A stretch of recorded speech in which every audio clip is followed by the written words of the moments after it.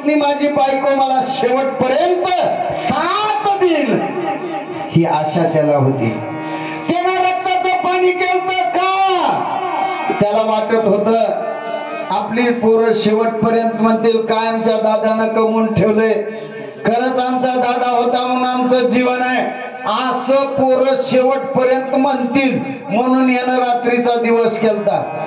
यानं रक्ताचं पाणी याच्यासाठी केलं की याला आशा होती सुना म्हणतील काय आमच्या मामाजीनं घर बांधलंय माय, हे बघा उगत तांब्या सुद्धा उचलायची गरज नाही एवढी सोय करून ठेवली आहे कोणी आमच्या मामांजीनं असं म्हणतील आणि मागितल्या बरोबर चहा देतील. या आशेपोटी हिनं रात्रीचा दिवस केलता, रक्ताचं पाणी केलत. आता तुम्ही जी राब राब राब राब राबत होती कशा पैकी? एवढ्याच पैकी शेवटपर्यंत बायको आपल्या सोबत म्हणजे राहील, दुसरं म्हणजे पोरं आपलं शेवटपर्यंत नाव घेतील आणि जेव्हा मागल तेव्हा सुना चहा देतील याच्यासाठी तुम्ही दिवसाचं रात्र करता का नाही? आलं लक्षात? ते नाही तसंच केलं तर म्हणले महाराज. पण गंमत अशी आहे जोपर्यंत खिसा गरम आहे जोपर्यंत पाय गरम आहे तोपर्यंतच तुम्हाला प्रपंचामध्ये संसारामध्ये किंमत आहे. एकदा का तुमची म्हणले महाराज खिसा थंड पडला पाय थंड पडला की तुमची जागा डेहजत. आपण तर डेहजा बी राहिले नाही. आता तुमची जागा महागल्या खोलीत तुम्ही गेलेलं सुद्धा लोकाला कळणी एवढ्यापर्यंत पोरवानी तुमची सोय केली आहे. आणि त्याच्याही जीवनामध्ये तसंच झालं. अरे 10 एकरची 50 एकर कमावली, सगळ्या सुनाला बायकोला पिवळं जरद केलं म्हणले महाराज. कळतंय की पिवळं जरद सोन्यानं मडवेल तो अलग लक्षात. परंतु एक लक्षात ठेवा त्याचा खिसा थंड पडला पाय थंड पडले चालता येईना आणि मग याची जागा त्या डेहजत गेली. डेहजत गेल्याच्या नंतर किंमत कमी कमी कमी कमी होत गेली आणि याच्या हातातला सगळा कारभार पोरवाच्या हातात गेला आणि पोरवाच्या हातात गेल्याबरोबर ह्याच्या बायकोनं पक्षच बदलला झाला.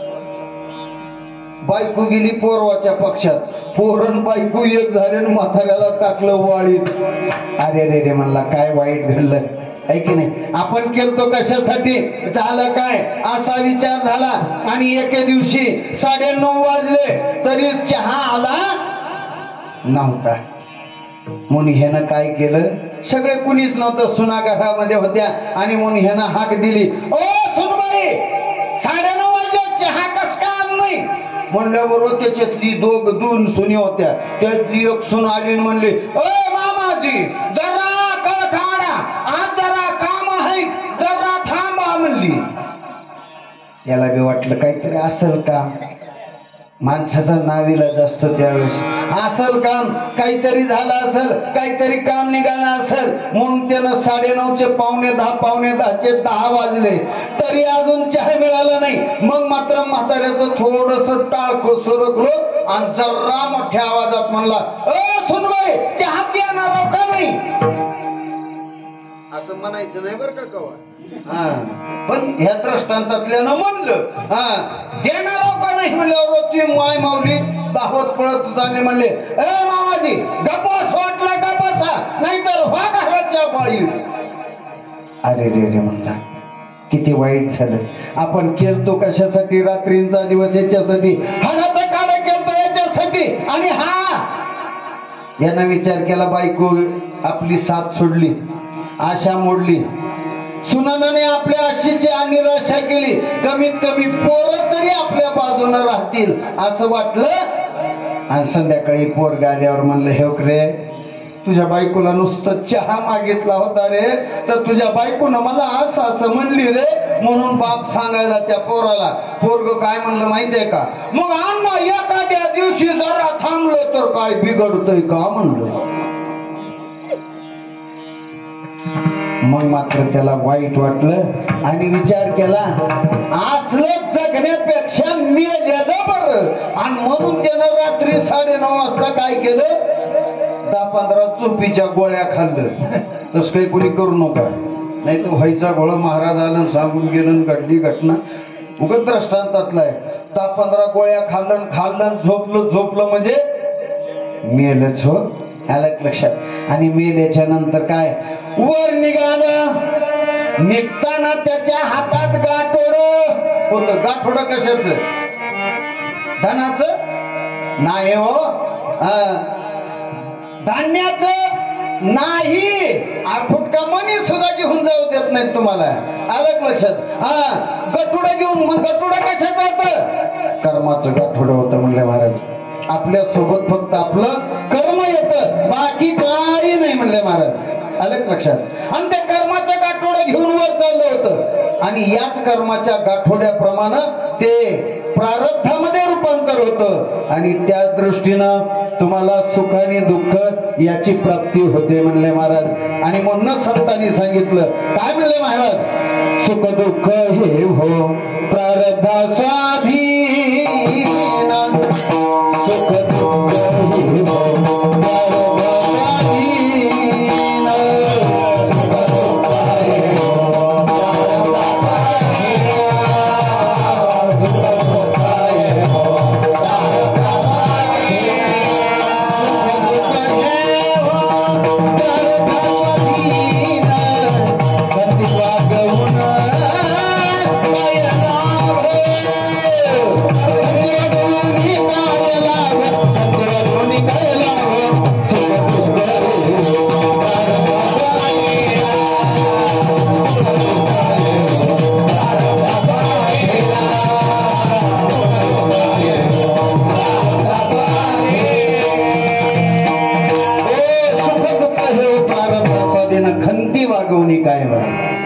सुख दुःख हे कशामुळे आपल्या आपल्या प्रारब्धाप्रमाणे मिळतं.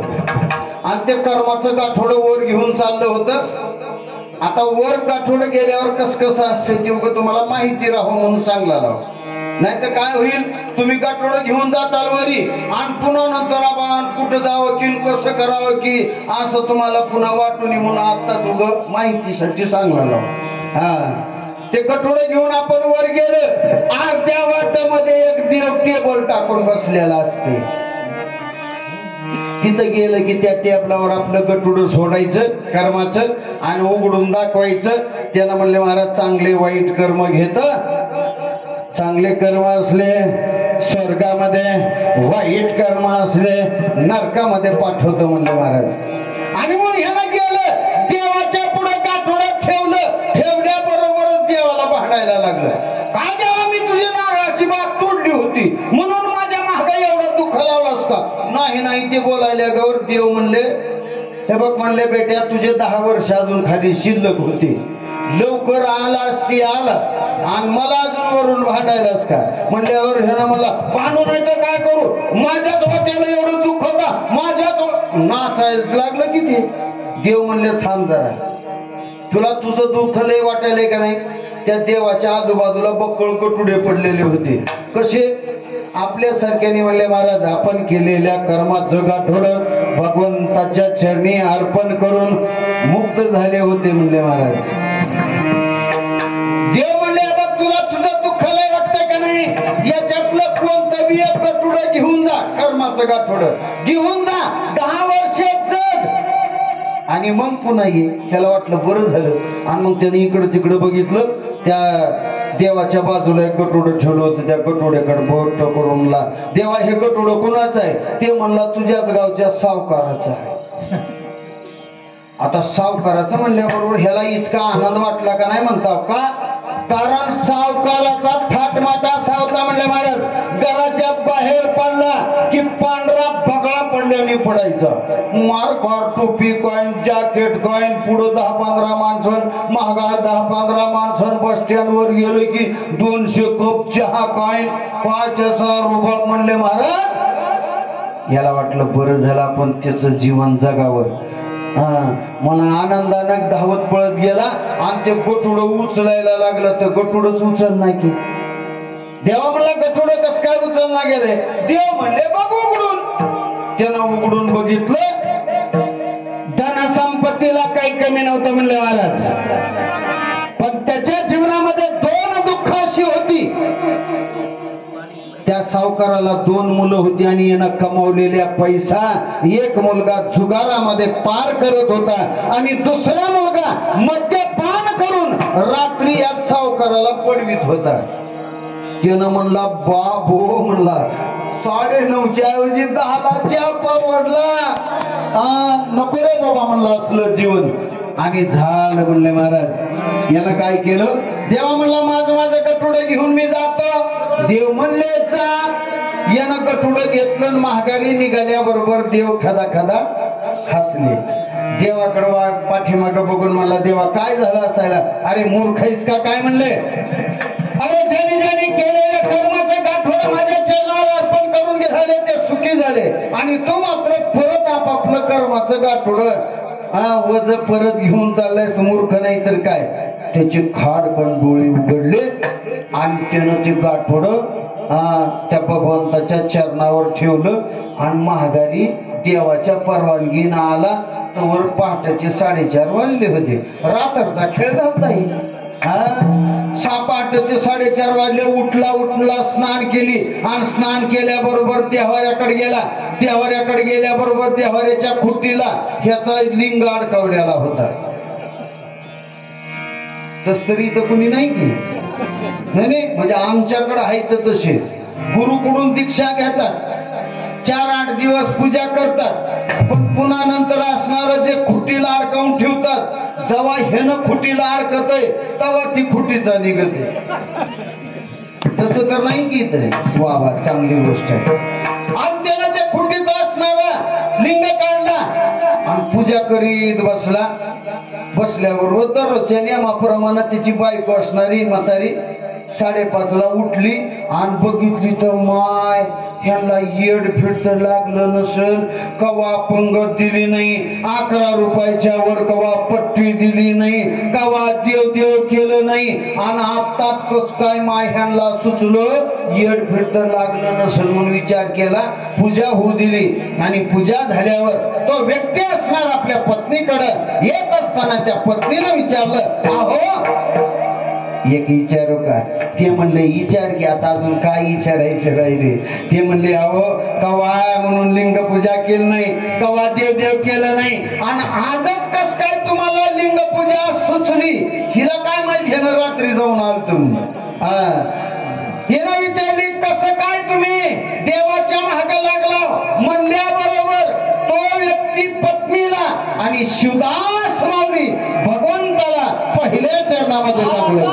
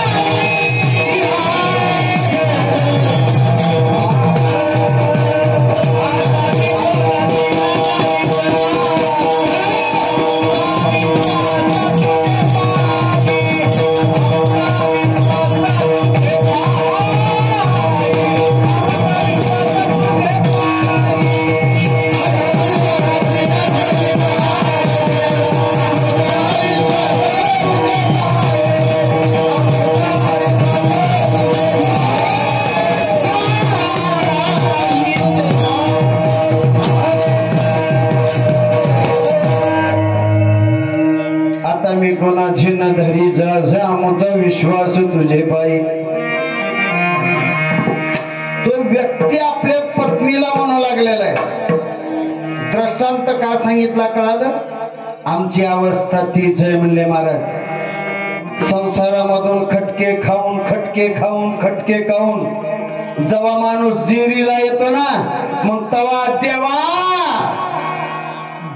आणि आताच देवा म्हणलं असतं तर किती चांगलं झालं असतं, आहे की नाही?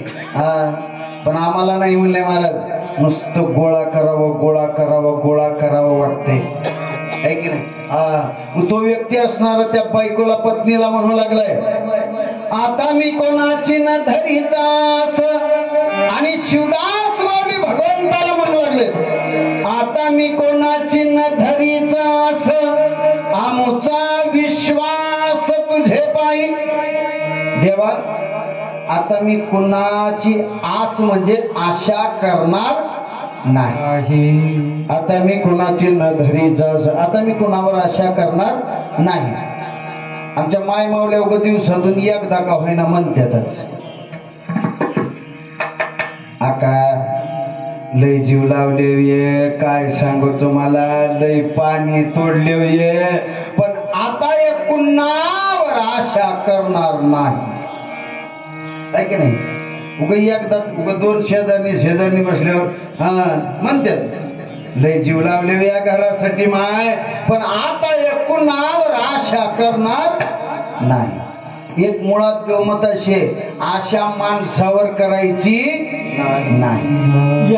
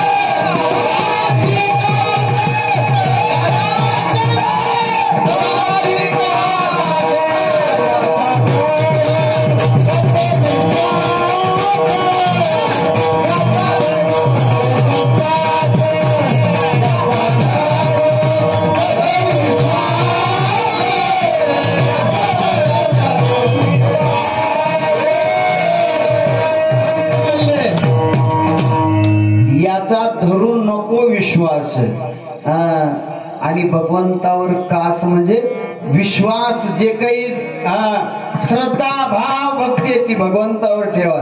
परंतु आम्ही माणसं चुकीचे आहोत. आम्हाला वाटतंय की माझा मित्र कामाला येईल, आम्हाला वाटतंय पाहुणा रावळा कामाला येईल, आम्हाला वाटतंय आपल्यावर प्रेम करणारी पत्नी कामाला येईल, आपल्याला वाटतंय आपल्यावर प्रेम करणारी मुलं कामाला येतील. सगळेच्या सगळे स्वार्थ आहेत बापू. सर्व मायेचे ममतेचे होय नाही संक्रांतीचे, सर्व मायेचे ममतेचे होय नाही संक्रांतीचे, सर्व मायेचे ममतेचे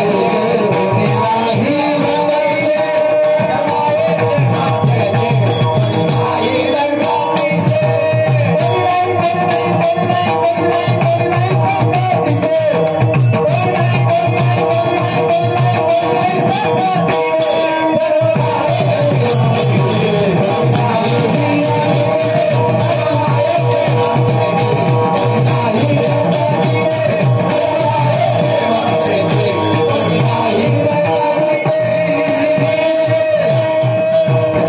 सर्व मायेचे ममतेचे होय नाही संक्रांतीचे. असेल तर भगवंतावर आशा करायची, आणि माणसावर आशा केलेल्याच निराशा नक्की होते. बर, आशा ही आशा आहे, कवात संपत नाही म्हणले महाराज. का संपते? कवात संपत नाही. जन्मल्यापासून मरेपर्यंत आशा. काही जणांची तर मेल्यावर सुद्धा आशा राहते. मन बर का? खरंय का? इकडे खरं आहे. म्हणजे मला तर काय माहित, आमच्या इकडं एखादा माणूस गेला की तिसऱ्या दिवशी निवत घेऊन जाते. निवत समोर ठेवते आणि ठेवल्याच्या नंतर गावातले 4 शहाणे माणसं काय म्हणतात माहितीये का, जरा पलीकड हा पलीकड लांब हा म्हणला तर जरा इकडं इकडं सगळ्याला लांब करतात आणि ते शहाणे माणसं इकडं इकडं इकडं बघतात. कशाला? कावळ्याला. कावळ्याला. हा. आणि तेवढ्यात कावळा येते ना आंब्याच्या झाडावर बसतय, काव काव करतय पण खाली येत नाही. मग पुन्हा परत गावातला शहाणा माणूस म्हणतोय, ओ बापराव उठा पडत पाया. आणि ती बापराव म्हणजे ते मेलेलं थोरलं पोरग असते आणि ती जाते पाया पडते म्हणते, अण्णा तुम्ही उगा निवांत जावा, काही काळजी करू नका. तुमचे लहान पोर म्हणजे माझे लहान भाऊ यांची मी काळजी घेतो म्हणते. महागारी आल्याबरोबर कावळा येते निवत शिवते. शिवल्याबरोबर गावातल्या तिची 4 शहाणा माणसे होती की नाही, ती म्हणते मग लगेच मला माहित होतं त्यांचा लईच जीव होता धाकट्यावर. माणसाची आशा जिवंतपणे तर असतेच असते, मेल्यावर सुद्धा राहते. पण ही आशा कशी आहे, तवा संपत नाही. एक आशा तवर दुसरी, दुसरी आशा तवर तिसरी, तिसरी आशा तवर चौथी, अशीच आशा लांबत लांबत जाते. एक उदाहरण सांगतो. एका मायमाऊलीच्या मनामध्ये विचार आला किंवा आशा आली. एका मायमाऊलीच्या मनामध्ये आशा आली. काय आशा आली? माझ्या पोराचं लगीन व्हावं. आमच्या माया धुरायल्यात हो आता. 40 45 वर्ष झाली तरी होईना. तर ह्याची कारण शोधला का मायानं तुम्ही? तुम्हीच माया होता पोराच्या. तवा कसा थाट केला अर्ध्या युवायानं बँड बाजा लावला नाही म्हणून ही माया रुसल्या पोराच्या. तवा गोड वाटलं आहे की नाही? अरे पोटामध्ये मुलगी आहे म्हणून कळाल्याच्या नंतर त्या मुलीचा अंत त्या पोटामध्येच तुम्ही केला. या पापाची फळं आहे ती. आलं लक्षात? अजूनही वेळ गेलेली नाही मायानो आणि बापावनो भावानो, अजून बी वेळ गेली नाही. अजून बी 2 पोरवाचे लग्न होणार आहेत. कुठली शंका देणार ना? 2 पोरवाचेच लग्न होणार आहेत. बाकीचे मोकळे. मठावर तर कोण घ्यायला? मठावर बी नाही. 2च पोरांची लग्न व्हायला. एक शिकून नोकरीला लागला तर त्याचं एक लगीन होणार आहे आणि दुसरं निर्व्यसनी असला तर. पुरीचा बाप एकच म्हणते, काही त्याला असो नसो हो का, पण पोरग निर्व्यसनी असावं. आता ज्याचे मायाचे लेकरं निर्व्यसनी आहेत त्या मायाने अजिबात झुरायचं नाही. तुमच्या पोराचं एक ना एक दिवस लगीन होणार आहे. आणि आपलं पोरग पानपट्यान गाव रोडवरच्या हॉटेलावर जर जात असेल समजायचं हे वळून निघणार. 2 मुलांचे लग्न होणार. एक शिकून नोकरीला लागलेल्या आणि दुसरं म्हणजे निर्व्यसनी. आणि त्या मायमाऊली आशा सांगला तो. त्या मायमाऊलीच्या मनामध्ये आशा निर्माण झाली. पहिली कोणती? माझ्या पोराचं लगीन व्हावं. ही आशा निर्माण झाली. आणि एके दिवशी त्या मायमाऊलीचा नवरा म्हणजे पोराचा बाप तो मला हो 4 रोट्या बांधा, मुलगी बघायला जायचंय. आणि त्या मायमाऊलीनं ते रोट्या करायला घेतली, रोट्या बांधायला. आणि मुलगी बघायला कोण जाणार होता? मुलाचा बाप. इथं काही पोर आहेत ते म्हणतील महाराज येडं फिरं तर नसेल. मुलगी बघायला पोराचा बाप जातोय का? नाही. जुन्या काळातली गोष्ट सांगला. जुन्या काळामध्ये मुलगी बघायला मुलाचा बाप जायचा. आता मुलाचा बाप हुडकला तर सापडत नाही. मुलाचा बाप कवा दिसतोय माहितीये का? जेव्हा लग्नाच्या टाइमाला स्टेजवर ते स्वामी ओरडतात, नवरदेवाचे आई वडील स्टेजवर या म्हणलं की मग हे पोराचा बाप उठत आहे आणि उठल्यावर मग लोक त्याच्याकडे बघत येत आणि मग म्हणतात अरे हे आहे का नमुना. तवर पोराचा बाप कुठाय कळत नाही, आहे की नाही. हा तवर कळत नाही म्हणले महाराज. पण जुन्या काळामध्ये मुलगी बघायला मुलाचा बाप जायचा. त्या मायमावलीनं 4 रोट्या केल्या, हातात दिल्या. नीट लक्षात ठेवा, पहिली आशा पोराचं लगीन हो. आता दुसरी आशा ही पूर्ण झाली नाही तर दुसरी ती पिशवी हातात दिली मालकाच्या. मालकाला काय म्हणली माहितीये का, हे काय चालला पोरगी बघायला, नीट बघा बर का. तो का जमाना कसला निघालाय आणि येणारी बया चांगली असावी. ही दुसरी आशा. पहिली आशा पोराचं लगीन हो, दुसरी आशा येणारी बया, बोलत जावा की माया तुमच्या हात, येणारी बया चांगली असावी. आता 2 आशा. तो गेला, मुलगी बघितली, आला, लग्न झालं आणि लग्न झाल्याच्या नंतर 8 दिवस झालते आणि तेवढ्यात कोंडाका आली दोंडाकाच्या घरला.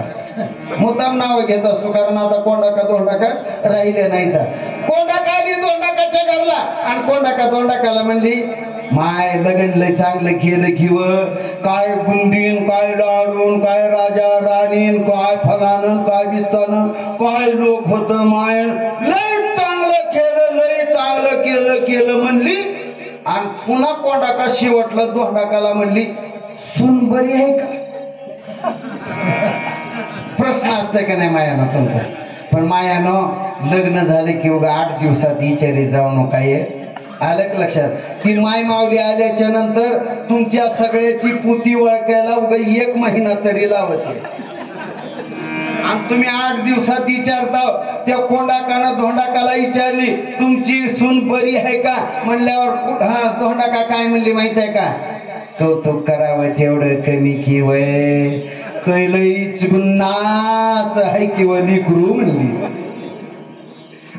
दोन्ही आशा पूर्ण झाल्या. पोराचं लगीन व्हावं, दुसरी येणारी बया चांगली असावी. झालं लग्न. दोन्ही आशा पूर्ण झालत्या. पण गंमत अशी झाली 6 महिने निघून गेले आणि 6 महिन्याच्या नंतर परत कोंडाका दोंडाकाच्या घरला आली. आशा चांगला लाव. परत दोंडाकाच्या घरला आली ना आल्याच्या नंतर म्हणली दोंडाकाकडे बघून कोंडाका, दोंडाका लई चिवडुडूस तोंड केला ये, काय झालंय बरं आहे का सगळं, काम कसलं टेन्शन आहे आणि काय एवढं कुचवून दिसला लावये आणि असं तसं इकलं तिकलं बोलली. आणि पुन्हा पहिल्याचा प्रश्न सून बरी आहे का. बरी आहे का म्हणल्यावर दोंडाका काय म्हणली माहित आहे का, आता बरीच म्हणावी लागल. कळालं की आता बरीच म्हणावी लागल. म्हणजे 1 आशा पूर्ण झाली, दुसरी आशा पूर्ण झाली नाही. आता दुसरी आशा पूर्ण झाली नाही मग तर का बसाव की नाही. परत पुढली आशा, माय एकदा घरात पाळणा हल्ला की मी मरायला मोकळी. तिसरी आशा, देवानं ती बी आशा ऐकली आणि त्या सुनाला म्हणले महाराज दिवस गेले आता तरी शांत बसावं की नाही. पुढली आशा, माय झालं तर पोरगच व्हावं. अशी आशा करत करत तुमचं आयुष्य निघून जातं. परंतु आशा काही थांबत नाही. म्हणून आशा करायची तर भगवंतावर. आणि शिवदास माऊली बी ते सांगतायत, आता मी कोणाची न धरीचा असं आमचा विश्वास झेपाई. देवा आता आमचा विश्वास फक्त तुमच्यावरच आहे. एक लक्षात ठेवा, विश्वास ठेवणारे या जगामध्ये, विश्वासास पात्र असणारे या जगामध्ये 2च आहेत. एक भगवंत आणि दुसरे संत. लक्षात असू द्या, आहे की नाही. म्हणूनच संतांनी सांगितलं आम्हा सुख दिसे संताची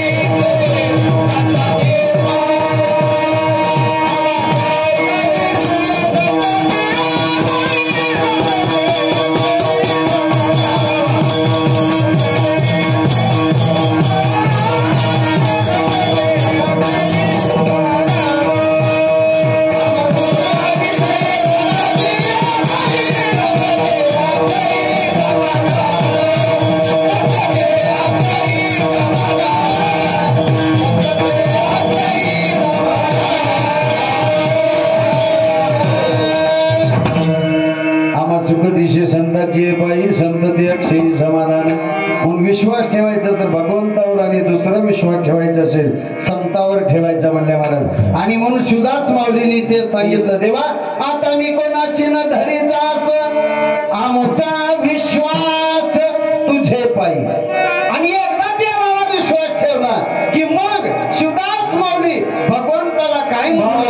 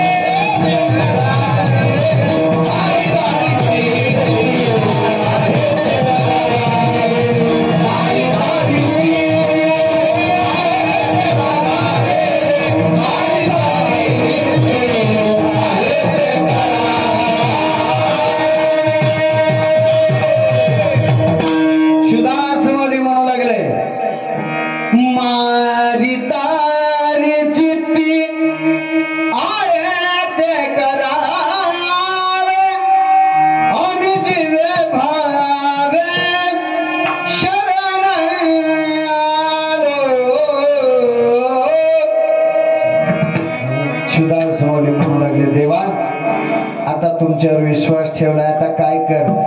पहिला शब्द वापरला मारी. मारी म्हणजे मारून टाक द्यावा, आहे की नाही. आणि दुसरा शब्द वापरला तारी. जर तुला मारू वाटलं नाही तर तार. आता इथं शब्दांचा खेळ असा आहे,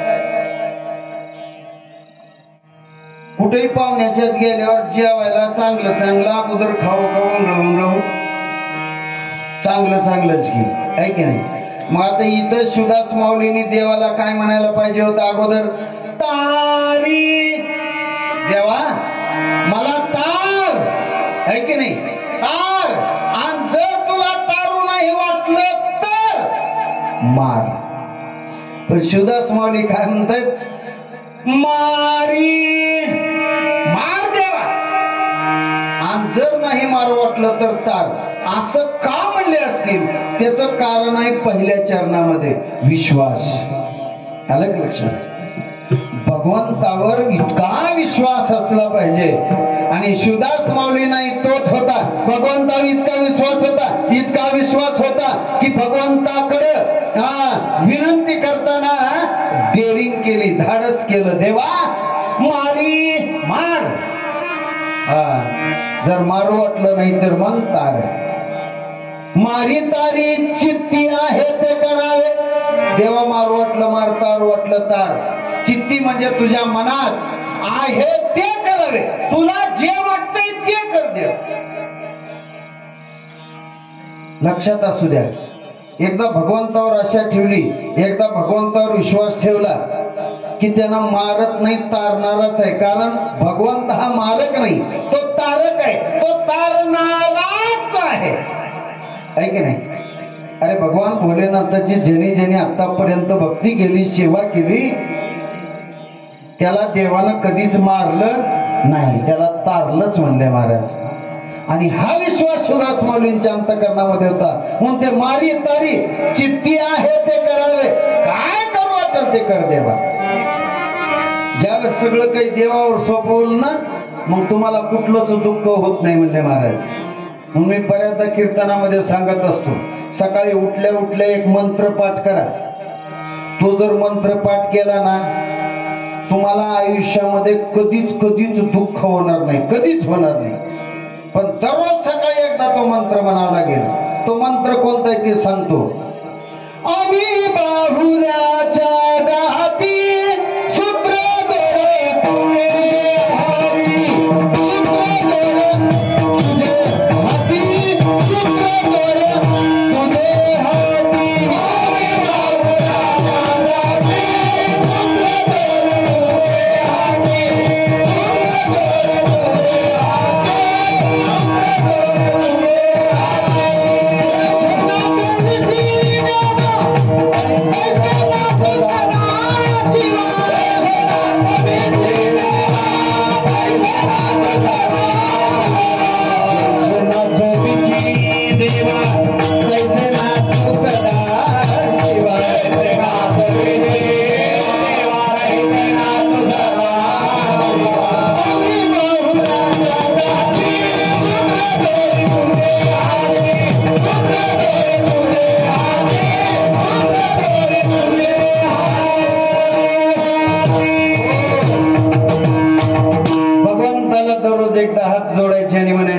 आम्ही बाहुल्याच्या जाती सूत्रधूर तुझे हाती.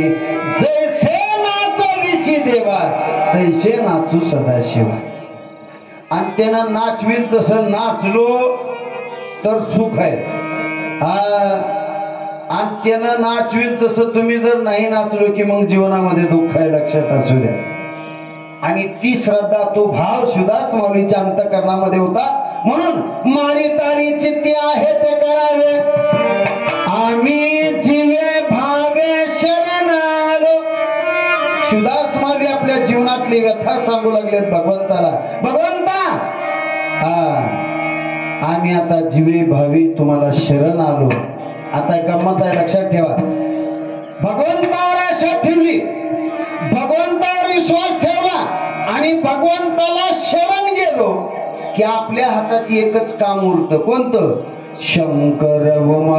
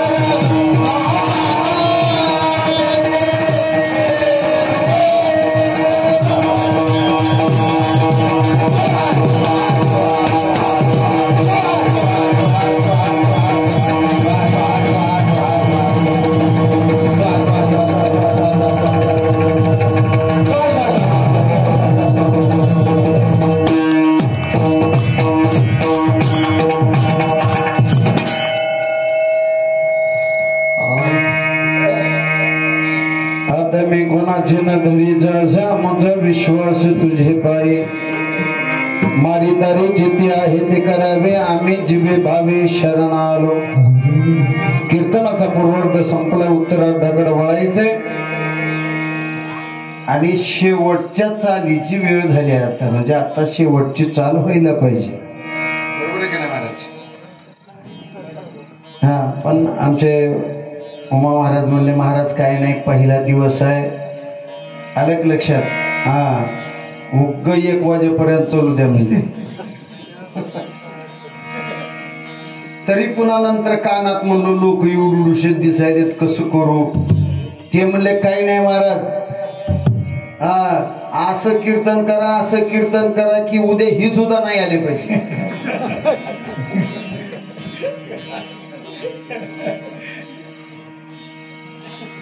अशोक मामा एवढेच लोक आहेत का गावात? नाही नाही मला म्हणजे संशय आलाय. तसं काय नाही की संशयाचं वातावरण. हा एक तर पहिला दिवस असल्यामुळं कमी आले असावेत आहे की नाही? हा कारण गेल्या वर्षी काही नाही पण त्याच्या अगोदर 2 वर्ष तिकडं मारुतीरायाकडे सप्ताह असतो तिकडं मी आलतो. तिकडं जरा बरी दिसली होती पण त्यावेळेस मला वाटतं माझा 4था 5वा असा काहीतरी दिवस होता. म्हणजे तुमच्यात बी असं पहिला पुन्हा 2रा पुन्हा 3रा पुन्हा 4था असं करत करत असं तुमच्यात बी आहे काही की असो.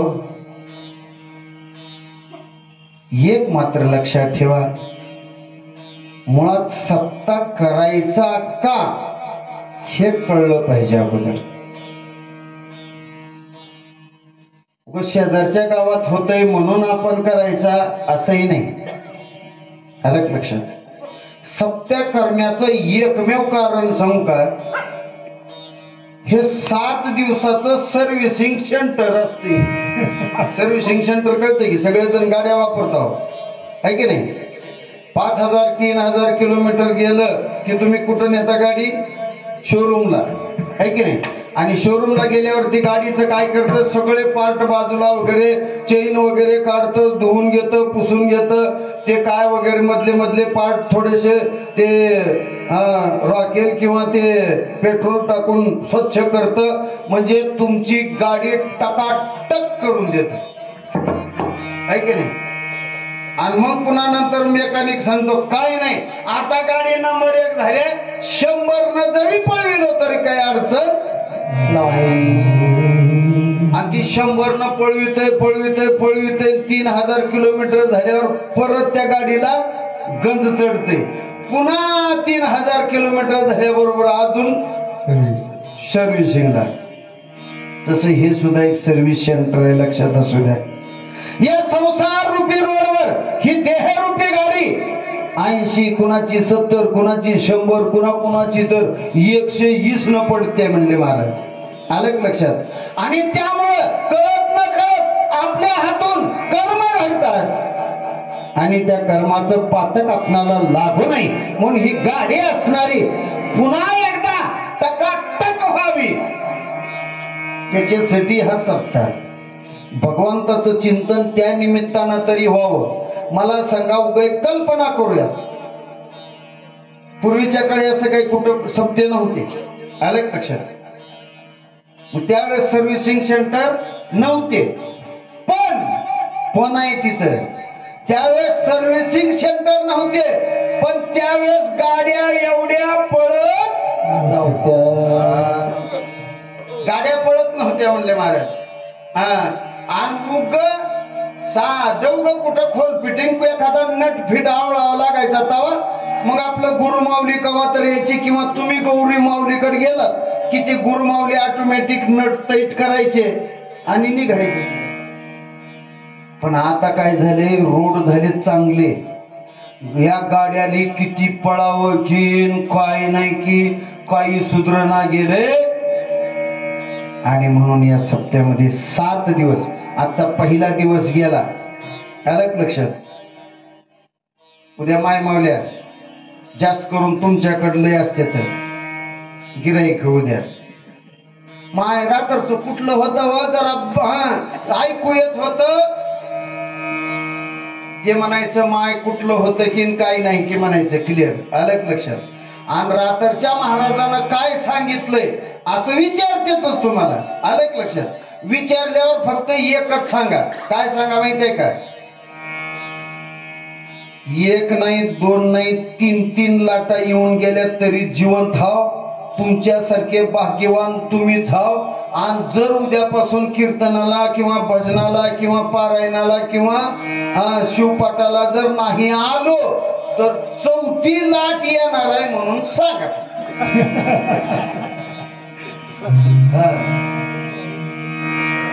एवढं सांगितलं की उद्या बघा कसे पळते. काय ते कोरोना काळामध्ये देवळं बंद झालते, आणि ह्यांच्या अंतकरणात किती पूजा करू की किती पूजा करू की किती पूजा करू की असलं झालतं. देवाला वाटलं ही बहाराल वटणीवर आलेत काही की, देवाला वाटलं हे वटणीवर आलेत काही की, मग देवानं काय केलं, काढून घेतलं ते. आणि काढून घेतल्याबरोबर देवळं रिकामे केले, जी गर्दी ती काय बघावं तर सोयच नाही म्हणले महाराज. नुसतं देव देवन देवच केले किती, 1 महिना. पुन्हा नंतर क्लिअर तुमच्या इथं बरं आहे, मी तर ऐकल्याच्या आल्याच्या नंतर कळलं दर शिवरात्री दर अमावस्याला भगवंताची म्हणले महाराज जलाभिषेक होतो, आहे की नाही. एवढंच नाही तर दर पौर्णिमेला मन्मथ माऊलीची कपिलाधारची पदयात्रा चालते. म्हणजे हे गाव कायम भक्ती मार्गामध्ये राहणारं गाव आहे, आलं लक्षात. आणि म्हणून जास्त वेळ न लावता आपणाला थोडक्यामध्ये उत्तरार्ध पूर्ण करायचं आहे. शिवदास माऊली भगवंताकडे आपली व्यथा सांगू लागलेत, आपणही व्यथा सांगायचे. आता मी कोणाची न धरीचा असं आमुचा विश्वास तुझे पायी, मारी तारी चित्ती आहे ते करावे, आम्ही जीवे भावे शरणालो, आहे की नाही. भगवंताला शरण जायचं, का जावं त्याचं कारण सांगितलं आमच्या शिवदास माऊलींनीच म्हणले महाराज. आपले कल्याण व्हावे ज्याच्या चित्ती, आपले कल्याण व्हावे ज्याच्या चित्ती, आपले कल्याण व्हावे ज्याच्या चित्ती,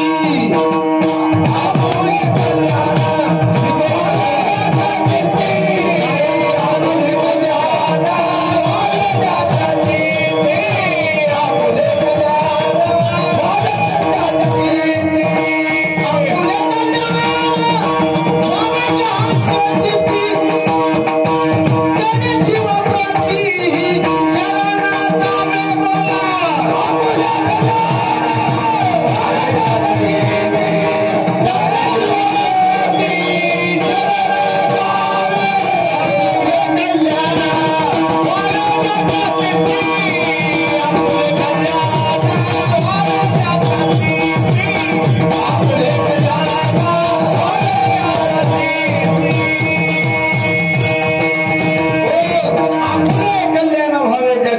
त्याने शिवाप्रती शरण जावे.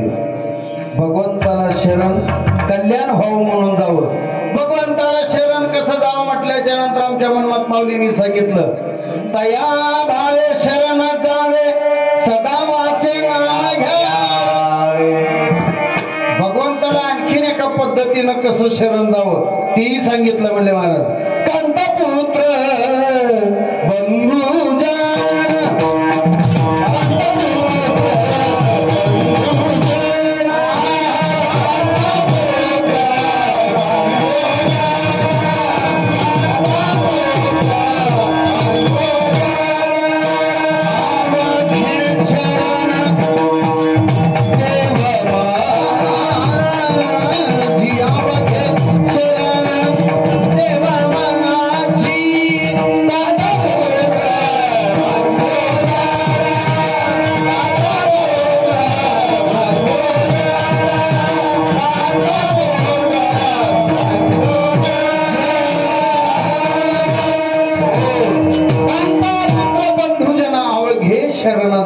माझे.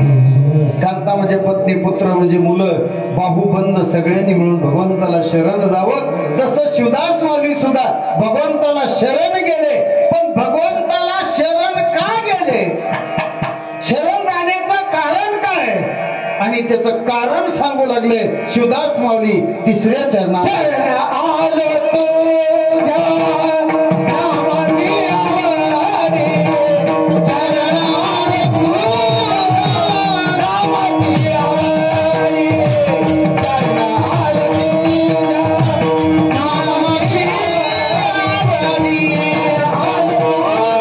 नावाची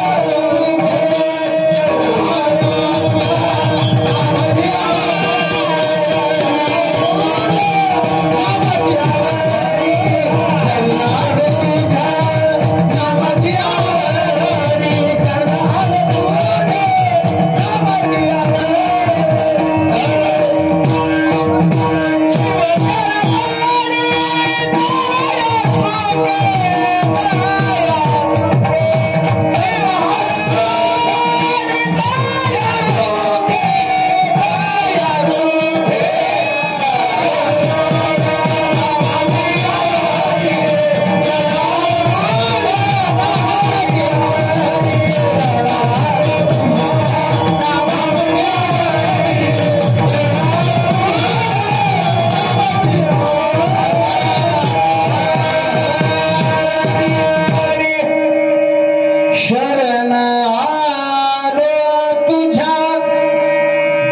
नावाची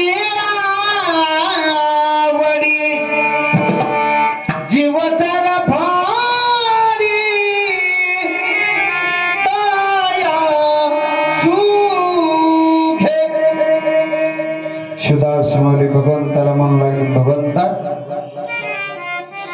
मी तुम्हाला शरण का आलोय त्याचं कारण सांगतोय. मी तुम्हाला शरण येण्याचं कारण म्हणजे नामाची आवडी. देवा तुमचं नाव मला आवडलं. देवाचं नाव लगेच आवडतं का? नाही. शिवदास माऊली सांगू लागले, देवा मी तुझा अगोदर रूप पाहिलं आणि रूप पाहिल्याच्या नंतर तुझं रूप मनमोहक लागलं आणि मग तुझ्याबद्दल माझ्या अंतःकरणामध्ये भाव, भक्ती आणि श्रद्धा उत्पन्न झाली. गंमत अशी हा जीव जोपर्यंत डोळ्याला दिसत नाही तोपर्यंत विश्वास ठेवत नाही आणि आपल्यासारख्या साधकाला भगवंताचं सगुण रूप अगोदर बघावं लागतं आणि मग निर्गुणाकडे जावं लागतं. संतांनी ते सांगितलं, सगुण स्वरूप दृष्टीने पाहिले त्याने माझे झाले समाधान. जोपर्यंत भगवंताचं रूप आम्हाला दिसत नाही तोपर्यंत आमचं समाधान होत नाही आणि देवा म्हणून तुझं रूप पाहिलं आणि मग तुझ्याबद्दल माझ्या अंतकरणामध्ये प्रेम, भाव, भक्ती आणि श्रद्धा उत्पन्न झाली आणि त्याच श्रद्धेतून तुझं नाव घेतलं. आलं लक्षात? आणि तेव्हा तुझं नाव घेतल्यावर किती गोड लागलं, किती गोड लागलं, किती गोड लागलं म्हणून विचारलं कुणाला? आमच्या महादेव प्रभूंना. त्यावेळेस महादेव प्रभूंनी सांगितलं म्हणले महाराज की भगवंताचं नाव किती गोड लागलं. सांगितलं म्हणले महाराज सुदेवानी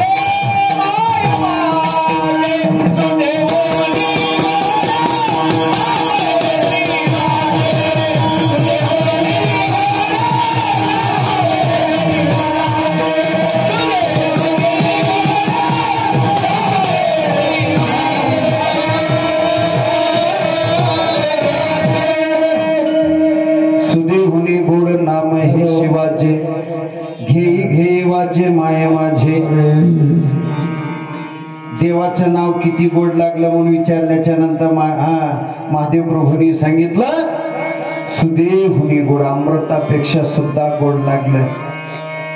संतांना भगवंताचं नाव कधीही गोडच लागतं म्हणले महाराज.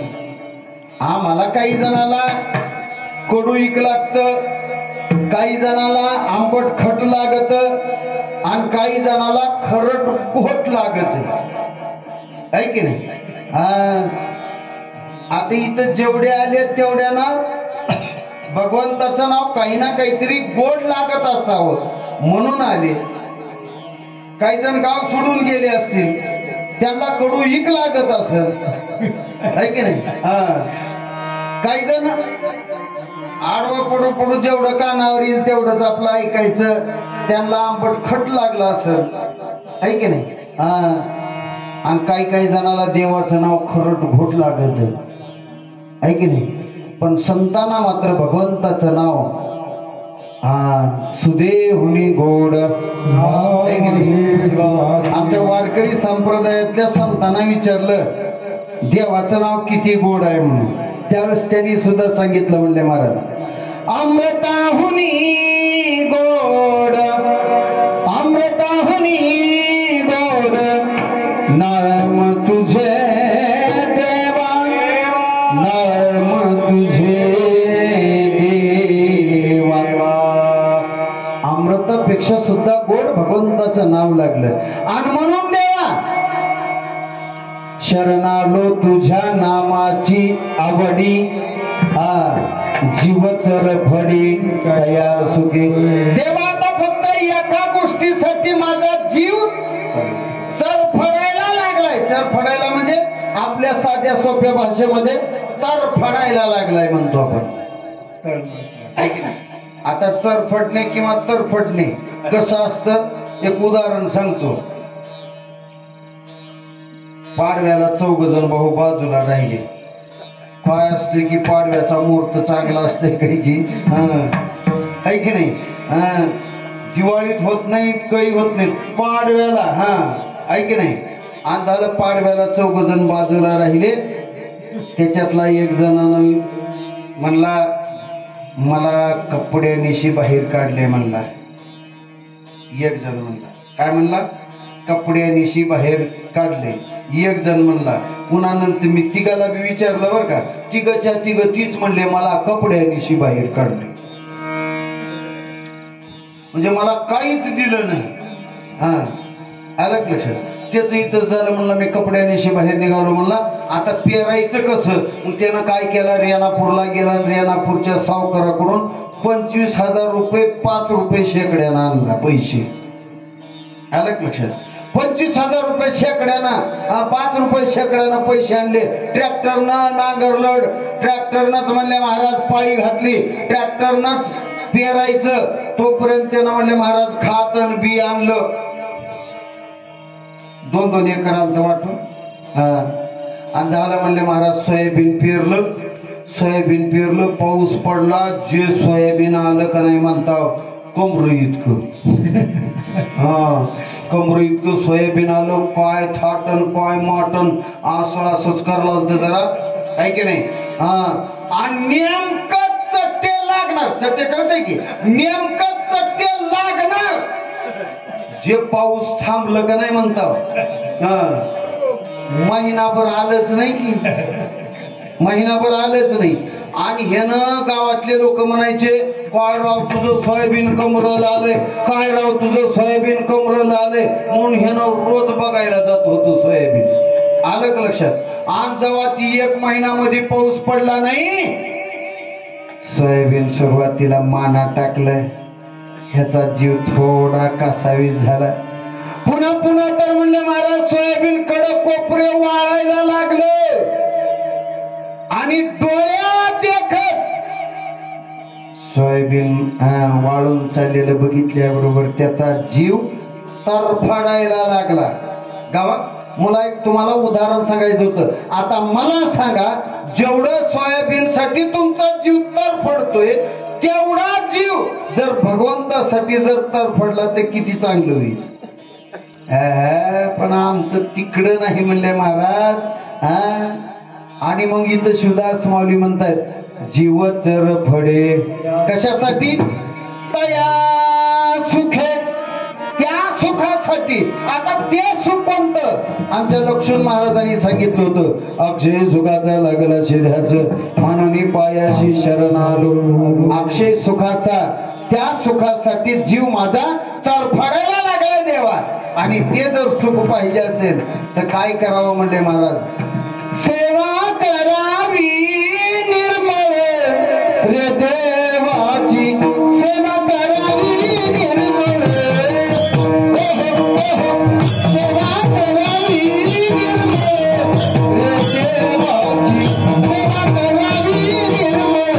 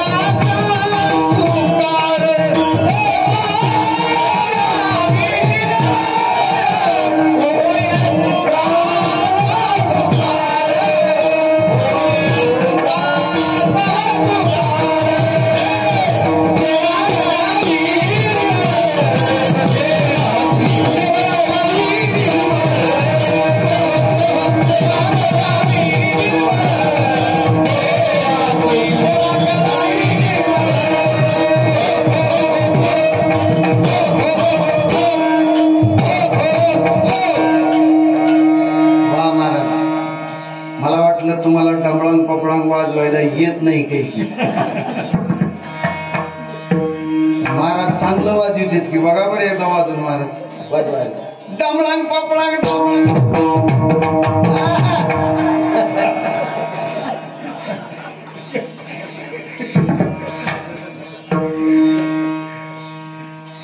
ओमा महाराज कीर्तनाच्या शेवटी एकदा का होईना टमळांग पपळांग मी वाजवितो. आलं की लक्षात. का आवाज येतो? कारण कसं झाले माहितीये का, श्रोत्याच्या कानाला इतकी सवय लागली कशाची? डमळंग पपळंग ऐकायची. इतकी सवय लागली कीर्तनात सुद्धा आम्हाला डमळंग पपळंग वाजवावं लागायचं. खरं तर याला परवानगी नाही, आहे की नाही? पण का? कारण हे परमार्थ, हे कडू औषध आहे. त्याला जर गोड करायचं असेल तर थोडा का होईना वरी साखरेचा लेप द्यावा लागतो. आणि मग हे साखरेचा लेप यायला लक्षात. आणि त्याचं दुसरं कारण एक सांगू का? दुसरं कारण आमचा स्वार्थ असते त्याच्यात. कसा? जर कीर्तनकारांना एकदा का होईना टमळंग पपळंग वाजविलं तर दुसऱ्या दिवशी उमाकांताप्पा किंवा अशोक नानाला जाऊन म्हणते रात्रच चांगलं होतं. त्यानं जर टमळंग पपळंग नाही वाजविलं आणि उग ज्ञानाच्या गोष्टी जर सांगितलं दुसऱ्या दिवशी क्लिअर जाऊन म्हणते हो माता त्या कुठलं आणलं होतं ती रात्रच, आहे की नाही? विनोद घ्या बाजूला. भगवंताकडून सुखाची अपेक्षा करायची असेल तर काय? सेवा कर विनिर्मळ होय सुखाचा सुकाळ. भगवंताची निर्मळ अंतकरणाने सेवा केल्याच्या नंतर सुखाचा सुकाळ होतो म्हणले महाराज. आलं का लक्षात? आणि आतापर्यंत एवढी व्यथा भगवंताकडे मागितली, देवा तुझ्या नामामुळे मी तुम्हाला शरण आलो सांगितलं, आणि शेवटी विनंती करू लागले काय?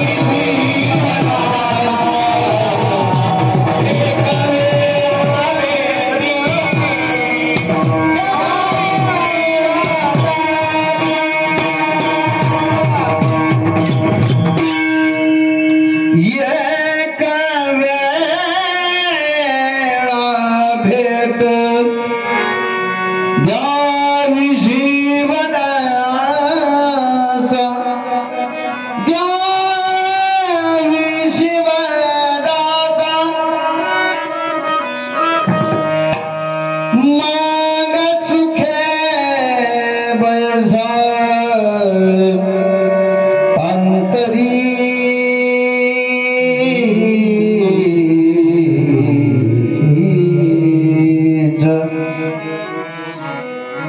शुदास मावे शेवटी भगवंताला विनंती करते की हे भगवंता एक वेळेस मला भेट दे आणि मग मात्र सुखान कुठं अंतरीच बसा म्हणून सांगितलं.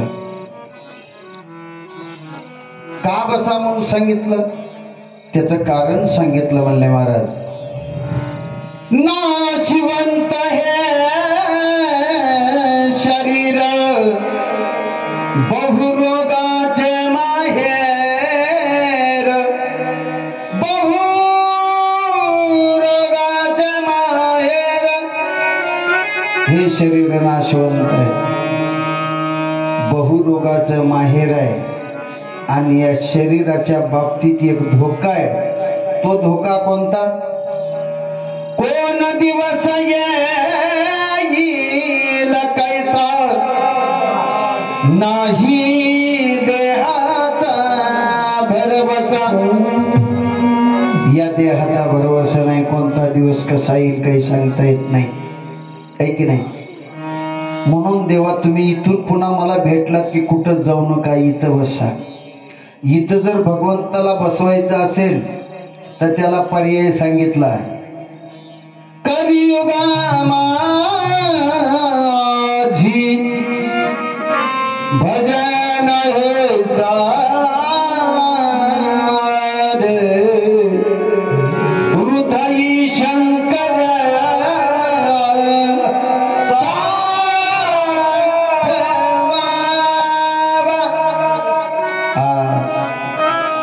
असं भजन करा असं भजन करा की तो भगवंत तुमच्या ठिकाणी साठला पाहिजे. आणि म्हणूनच आमच्या महादेव प्रभूंनी सुद्धा भगवंताला विनंती केली होती. कोणती? माझ्या हृदया भुवन करा पुले सिंहासन करा पुले सिंहासन.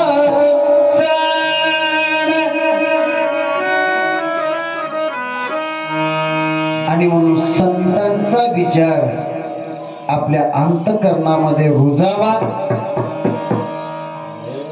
आणि तुमच्या हातून भगवान शिवाची शिवदास माऊली सारखीच तुमच्या हातून भक्ती घडावी आणि भगवान सोमेश्वर तुम्हा सर्व गाववासियांवर कृपा दृष्टी टाकावी. हे वैभव असंच वाढत वाढत वाढत राहावं आणि संपूर्ण नगर सुख समृद्धी आणि वैभवामध्ये राहावं एवढीच प्रार्थना भगवान सोमेश्वराच्या ठिकाणी करून आज या ठिकाणी या अखंड शिवनाम सप्त्यातील भगवान सोमेश्वराच्या सानिध्यामध्ये मला आज पहिल्या दिवसाची शिवचिंतनाची सेवा करण्याची संधी सत्ता कमिटीने या ठिकाणी माझ्याकडे दिली. त्याबद्दल इथल्या सत्ता कमिटीचं मी या ठिकाणी शतशः ऋण व्यक्त करतो. या ठिकाणी माझं परम भाग्य की या गावातीलच नाही तर पंचक्रोशीतून आलेली सर्व गुणवंत कलावंत पुरुष भजनी मंडळ महिला भजनी मंडळ यांनी सुंदर अशी साथ दिली. त्याबद्दल सर्व टाळकऱ्यांचं या ठिकाणी ऋण व्यक्त करतो.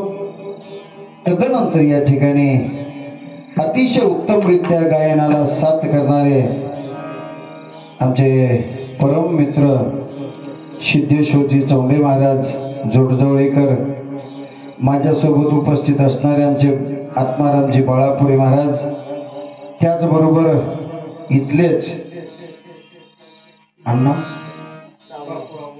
गुळवे महाराज, त्याचबरोबर आमचे वडवळकर महाराज, त्याचबरोबर शेजारीच रामवाडीचे महाराज आणि तुम्ही सर्वांनी अतिशय सुंदर अशी गायनाला साथ केली.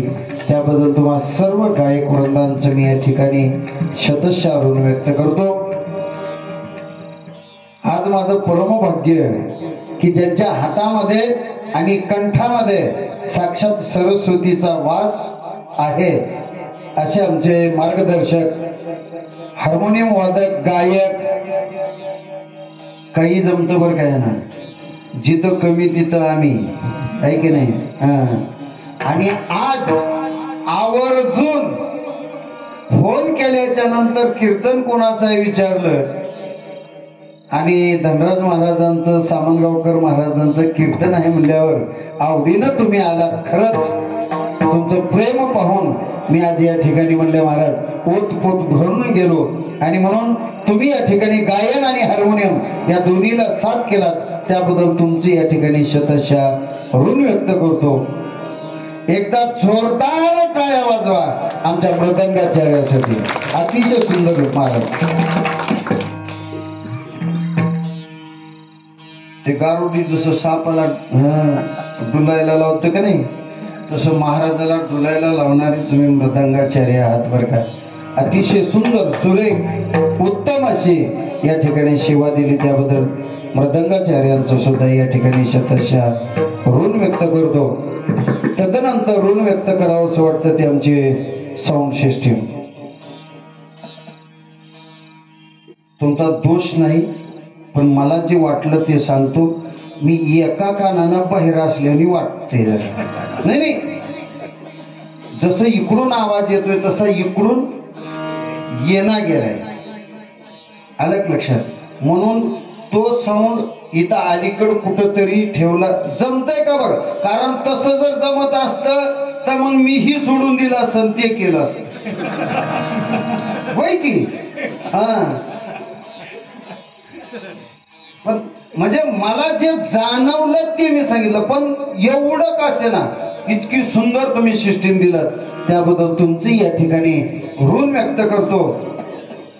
या ठिकाणी विनेकर्यप्पा आमचे उमाकांतांना आणि खास करून अगदी मोठं ऑपरेशन झालेलं असताना सुद्धा भगवंताबद्दलची ओढ श्रद्धा असलेले आमचे अशोकजी गुळवे महाराज ही या ठिकाणी उपस्थित राहिले त्याबद्दल त्यांची या ठिकाणी ऋण व्यक्त करतो. आणि सगळ्यात जास्त ऋण व्यक्त करतो ते तुम्ही श्रोते मायबाप. मायानो खरंच तुमचे एवढे उपकार झालेत आज माझ्यावर.